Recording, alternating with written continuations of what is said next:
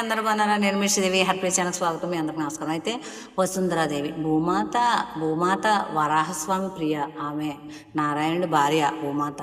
అలాంటి భూమాత వసుంధరాదేవి సమస్త ఐశ్వర్యాలు కూడా ఆమె గర్భంలోంచే మనకి లభిస్తుంది. మనం మనం భూమాత ఇచ్చినటువంటి సంపద తిన్న కారణంగానే మనకి జన్మ వచ్చింది. అన్నం అక్క వికారమే మన ఆకారం అని చెప్పి యోగులు ఎందరో గురువులు చెప్పి ఉన్నారు. అయితే ఈ యొక్క భూమాత సంపదలు, పంటలు, ఆకుకూరలు, కాయగూరలు ఇవన్నీను, ఈ యొక్క సమస్త ఐశ్వర్యము కూడా భూదేవిలోంచి వస్తుంది. నారాయణ ప్రియ వసుంధరాదేవి, మేదినీదేవి, సుగంధిని, జగన్మాత అయినటువంటి భూమాతను మనం నిత్యము కూడా పూజించాలి. ఏ విధంగా పూజించాలి?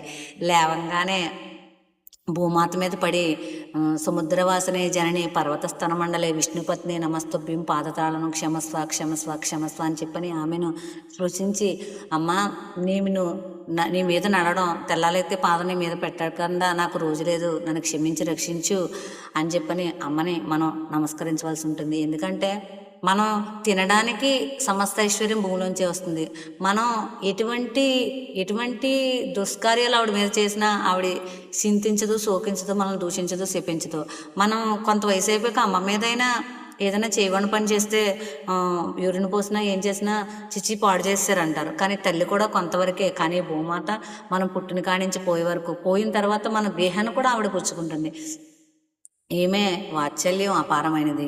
అందరికీ కూడా అమ్మ ఉంటుంది, కొందరికి ఉండదు. మీరు బాధపడకండి. భూమాత మీ అమ్మగా భావించండి, అమ్మని అర్చించండి, అమ్మను పూజించండి.